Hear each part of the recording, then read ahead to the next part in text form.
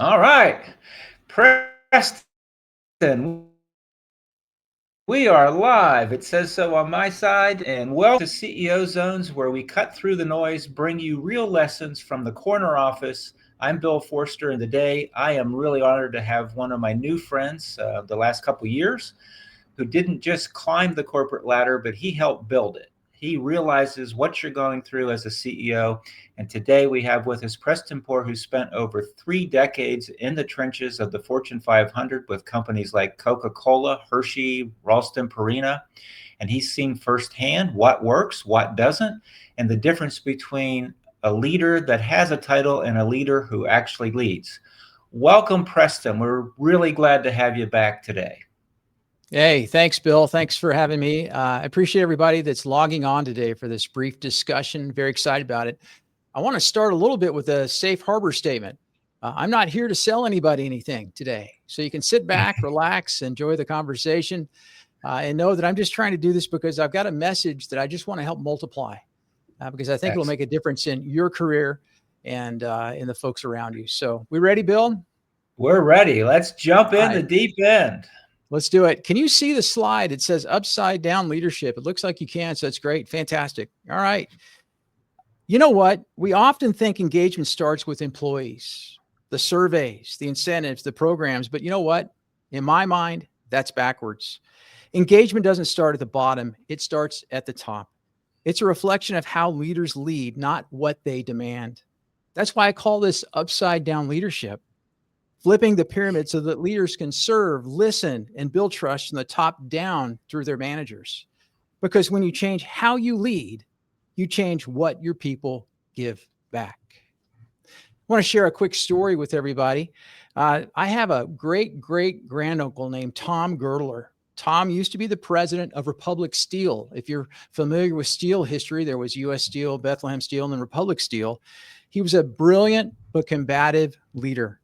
And in 1937, during what they call the Memorial Day Massacre, a strike turned violent. 10 people were killed and 100 people were injured, more than that. It's all because my Uncle Tom refused to back down. Later, he became the CEO of Convair. That was the World War II aircraft production company organization. They produced more planes for World War II than any other company. And Uncle Tom was named one of the top 100 business leaders by Harvard Business School of the 20th century. So a remarkable man, certainly. Years later, after all of this happened, he reflected in his autobiography called Bootstraps. He said this: the job is to eradicate the false idea that employer and employee interests are distinct. He realized that success depends on mutual understanding. Leaders must know what their people think and feel, and employees must understand the company's challenges. So the lesson that comes from all of this that I gleaned from it as I read his autobiography and learned about him much later on, results without relationship eventually burn down the very people that build them. Now, that same tension exists today, but it's quieter. It shows up as disengagement and not as protest. Girdler, my Uncle Tom Girdler, proved that you can be brilliant with the what, the strategy, the production, the performance, and still fail at the how. Engagement is not an HR issue. Please hear me when I say that. It's a leadership reflection. Gallup says this, that 70% of engagement variance comes from the manager, but the manager's engagement mirrors the CEO's tone. CEOs set the emotional climate. They're the thermostat. What you see on the right-hand side, you set the temperature. You're not the thermometer that just measures the temperature. And people don't mirror what you say. They mirror how you lead, because how you show up becomes the company's culture, and your how simply determines what everybody else's what is. I like to think about this as a tax, what I call a disengagement tax. It's the quantified drag on performance when people stop caring. For CEOs, this is not abstract.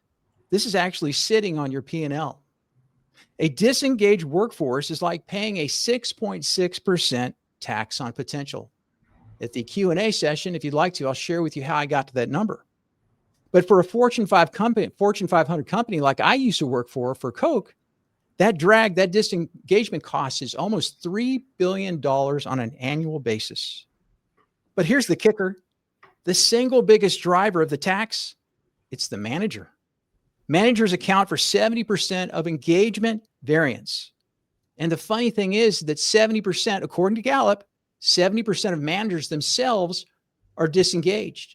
And that creates a compounding effect, if you will, because if the manager is disengaged, their team will be as well. So engagement isn't an HR metric. It's a business multiplier. So if disengagement is a tax, who's paying it in your company? And how much longer are you willing to keep paying it? Disengagement isn't a performance problem. It's a leadership how problem that quietly compounds until it hits the bottom line. Let's talk a moment about what I mean by employee engagement. Gallup defines it as the emotional connection and commitment employees feel toward their work, team, and organization. I say it's the discretionary effort that somebody puts forth in their work. And we'll talk more about that in a moment. It's not just job satisfaction, perks, or morale. It's about discretionary effort and purpose. Engaged employees care more about the company's goals as if they were their own. They give more energy, creative, and they give more focus, not because they have to, but because they want to. High engagement drives higher productivity, and I'm sure you know this, higher productivity, profitability, and retention. Engagement thrives where leaders focus on how people feel, not just what they produce. It's the difference between wins and fails, between momentum and stagnation. Now, as I mentioned, engagement isn't about satisfaction. It's about discretionary effort. Discretionary effort is what people choose to give when they want to, not what they have to, as I said a moment ago. Now, on this slide, one side, you have employees who will go the extra mile. They solve problems, they help teammates, and they bring the energy. And on the other side, where they're holding back, they're the ones that mentally check out. They do the minimum. They avoid responsibility, and they drain your momentum. Now, the difference between these two groups isn't talent or pay. It's leadership. Engagement is what flips the switch from holding back to stepping up and going that extra mile. You know what? And when that shift happens, performance, innovation, and retention follow. The difference between the employee who coasts and the one who actually cares isn't what they do. It's how they are led. And I want to take you back to a personal story I had that I experienced at the Coca-Cola company back maybe the mid-2000s. So let me take you back to that. Setting the stage, morale and results were slipping. They were very low. We had a new regional vice president named Robert come in, and I remember sitting on a conference call, listening to him and saying, he called out some very specific things as he took over the reins. He said this: employee morale is low, trust is broken, and engagement is weak. Now, he didn't just delegate the problem, he sponsored the solution. He formed an engagement task force. He personally backed the team and removed roadblocks. He modeled curiosity, honesty, and transparency. And when I heard all this, I raised my hand to volunteer, and I eventually was asked to lead the team. We discovered that trust was the root cause of the disengagement, the challenges that we were faced. We built connections through listening sessions, career development, and visibility. Leadership support made all of the difference. Their how set the tone for what. And so we did that. What were our results? Well, our engagement scores rose 6 points over that 1 year. 6 points is statistically significant in an engagement survey. We exceeded all the external benchmarks and internal for sure. Trust was returned and our business results exceeded plan. I want you to hear that. Our results exceeded plan. The lesson I learned is that engagement accelerates when leaders own the culture. They took ownership in it and modeled the belief in their people. Our turnaround didn't start with a new plan. It started when leaders changed how they led. So I want to leave today. I know your time is extremely valuable. I want to give you 2 things that you can do today that you can walk away with and apply in your workplace. Number one, express empathy. Empathy is the hidden driver of engagement. There are three elements to this. Number one, lead with curiosity, not control. Ask questions that create safety for managers to surface real issues early. Number two, ask the human question first. Start meetings by checking on the people, not the performance. Model listening across all levels. It's because when senior leaders listen well, managers learn that caring is strength, not a weakness. So here for you as the CEO, here's the bottom line. And hear this. Empathy is not soft. It's not fluff.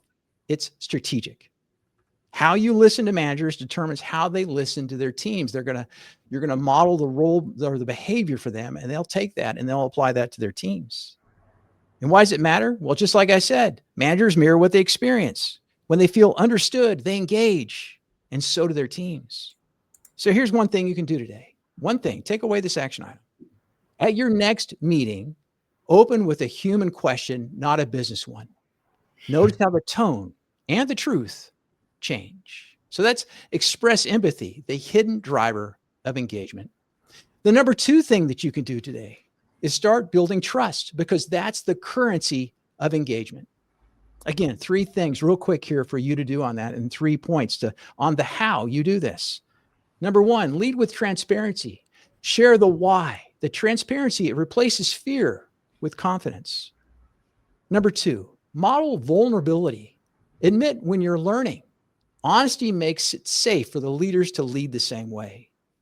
And lastly, replace control with clarity.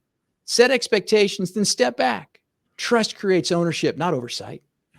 And why does this matter? What's the bottom line on this? Trust is the bridge between how leaders lead and how managers show up.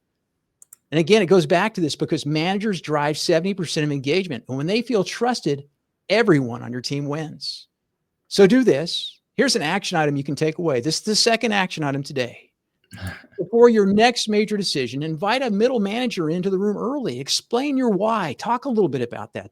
Like I always say, the meeting before the meeting is always the most important meeting. And share ownership because it builds trust and actually leads to better execution. That's my thoughts out there. Those are the thoughts that I wanted to share with you today, and I appreciate that and everybody being on today. I want to open it up for a Q&A, and we'll put those in the comments. If you have those, Alex and Bill, if you'll help me with that. Yep.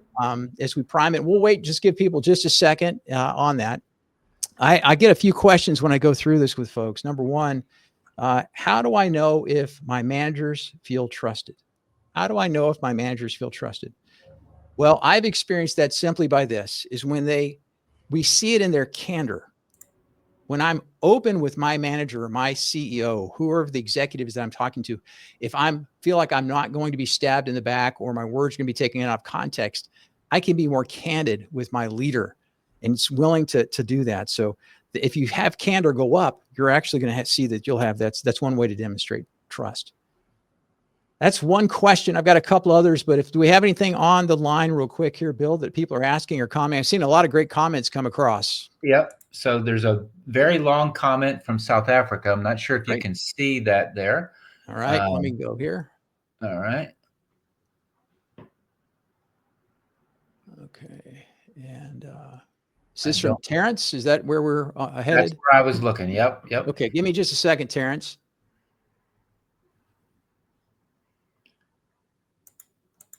Agreed. I love this line. It says, stakeholder engagement is not a peripheral activity. It's a leadership obligation, which happens on a daily basis. Agreed. I don't guess there's a question in there now that I'm reading. But I appreciate the affirmation on that. Yeah, this one of the things Bill, I always talk about is that I remember being in the Coca-Cola company, and the first time I got asked to come lead an engagement team, I did 2 of them while I was there. They gave me some names in the company to call. And so I started saying, okay, what is engagement? What does all this mean? What do you do? And a lot of people I just called couldn't tell me what engagement was. And then what they told me they did, they threw parties for people to get together. And I thought, man, well, who's responsible for all this? HR. And I said, man, really? It's got to be so much more than that. And over the 10 years at the Coke company, when I was involved in those 2 teams, I came to realize that it was so much more than just throwing a party or an HR function. It's a leadership function, and it's a multiplier for the organization. Yeah. So he makes Terrence comes back and says, "I craft governance principles." I do not know what that acronym stands for, Terrence. So if you could maybe help me with that. I know you have the King governance system down in South Africa, and you use that up in the UK and across Europe. And fairness. Okay, we'll add fairness there. All right. And then we have a question about, okay, so how did you get the tax number? Yeah. So thank you. I primed that one up, didn't I? How did I get there? So what I did is I took the annual GDP and I took Coke's portion of that GDP, if you will, and determined what that percentage might be. And then I took also understanding what Gallup says is the total cost of disengagement on an annual basis. And that's how I arrived at the number. So beyond that, showing you the napkin math that I did, I'd be happy to share that with anybody that sends me an email at the end. I can show you the formula about how I got there. I thought we get stuck in the mud if I was sitting there doing it, but I was just trying to quantify some way, but it's costly, right? And if we look at it that way and look at it as a tax, then how do you reduce that tax and cut the costs on it? And that's by driving engagement, which is actually the fuel for your culture. Right.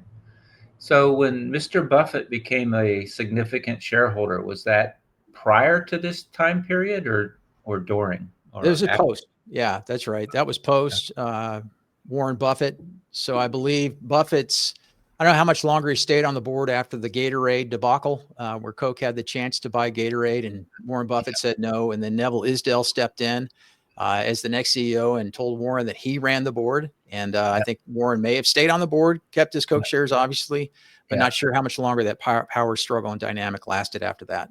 Right. I think that's when he went into other food companies. Right. And created 3G and things like that. But right. Okay. What other questions do we have? Anything else from the audience today? I'm scrolling through.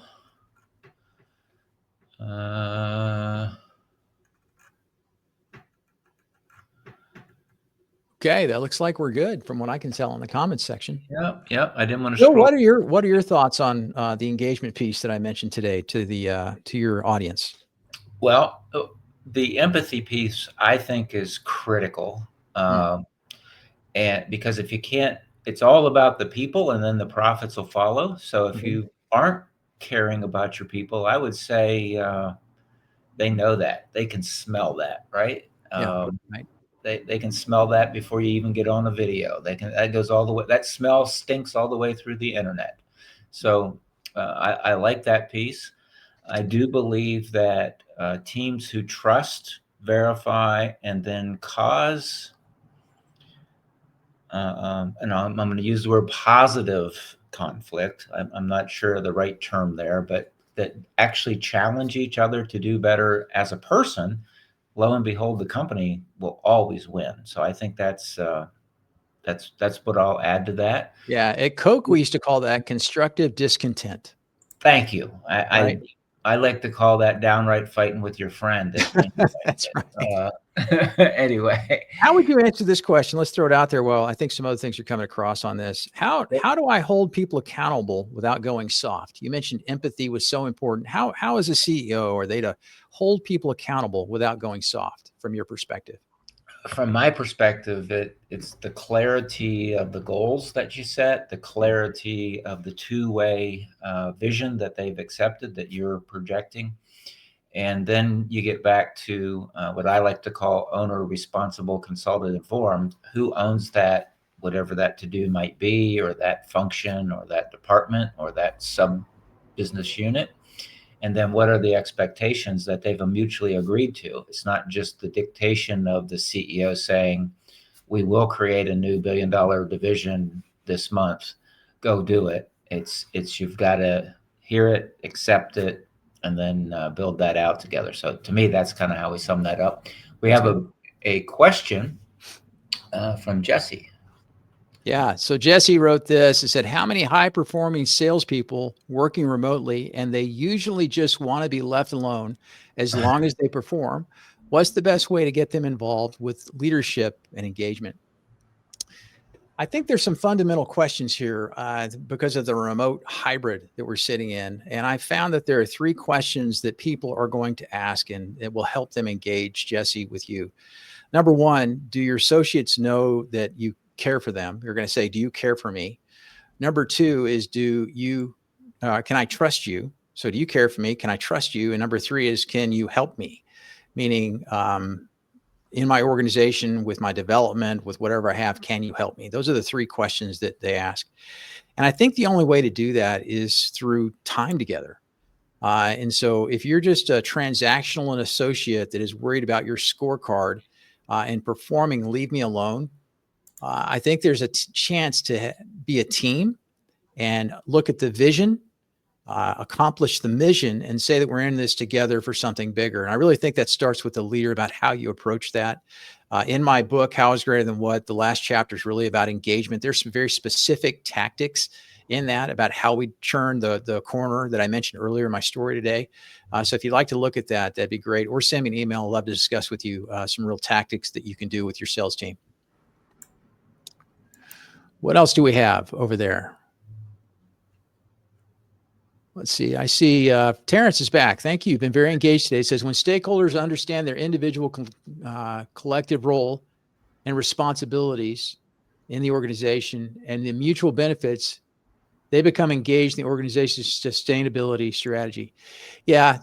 This is the thing about why, right? I'm a firm believer in the fact that if you share with people why the organization's doing what they're doing and help them see how they fit into that, if you can paint a picture of a brighter future, one of the greatest things that we can do as leaders is be a purveyor of hope.